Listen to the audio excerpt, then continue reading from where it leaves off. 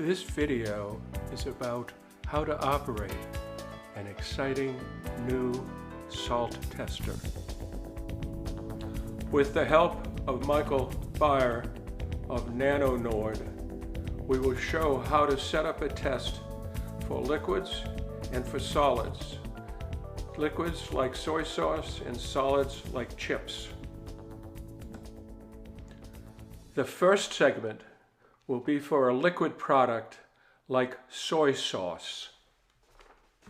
The first step is to transfer approximately 200 milliliters of sample into a beaker. The beaker is placed next to the instrument pump. The pump's inlet tube is inserted into the sample. Michael sets up the instrument and starts the test. So the only thing I need to do now is press run. Just press a tag in here, soil, and press continue, and the system starts. The pump automatically pulls the sample through the instrument. In about 1 minute you can read the results. It's supposed to analyze sodium and calculate the salt content based on sodium.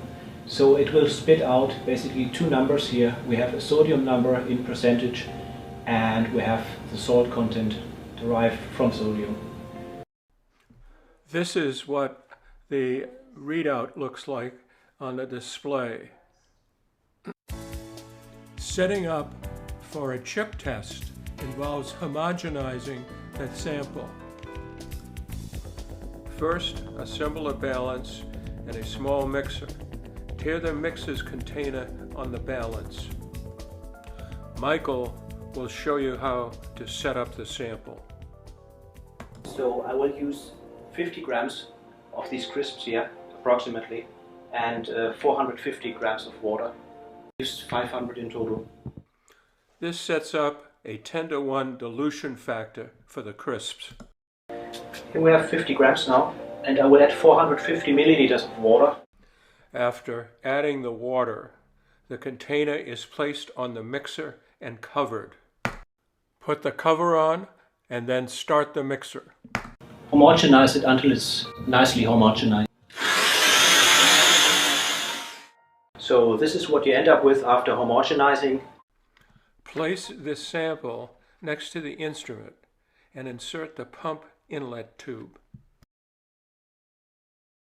Input test parameters. And I ask for a tag, and I say crisps.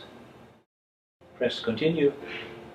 And the system itself uses 1 minute, so you can see the pump starts pumping now. It's aspirating the sample, filling up the magnet. And you can see here, we have two numbers here because the job is programmed so that it spits out the sodium content in percentage. So this sample, or basically the original crisp sample that is in this ball here. That's all there is to running a salt test on solids like chips.